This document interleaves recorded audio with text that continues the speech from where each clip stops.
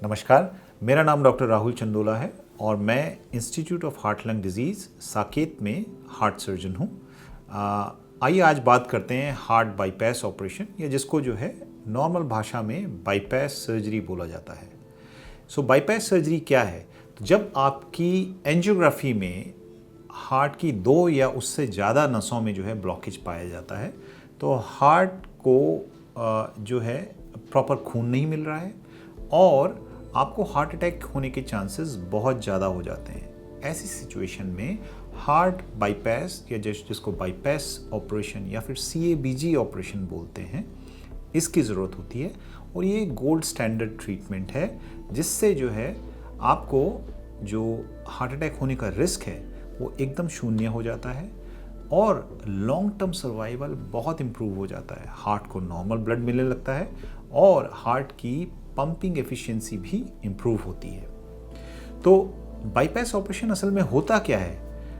तो अगर जो है नस में ब्लॉक है, तो आप इस तरह से समझें कि अगर किसी नाली में जो है कचरा आने की वजह से ब्लॉक हो गया है और आगे जो है पानी का प्रवाह रुक गया है, तो ऐसी सिचुएशन में एक ऑल्टरनेट पाथवे बना के जो ब्लॉकेज से पहले शुरू हो और वो पाथवे जो है ब्लॉकेज के नीचे जाके खुले, तो नाली जहाँ पे कचरा फंसा हुआ है वो पूरी तरह से बाईपास हो जाएगा।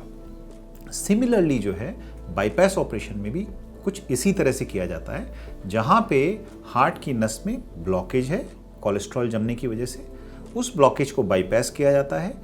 ये आर्टीरियल ग्राफ्ट, ये एक आर्टरी ली जाती है जो कि स्टर्नम, ये चेस्ट के नीचे से हार्वेस्ट की जाती है, उसको इस्तेमाल किया जाता है ब्लॉकेज को बाईपास करने के लिए। या फिर जो है पैर से नस ली जाती है जिसको सेफेनस वेन बोलते हैं।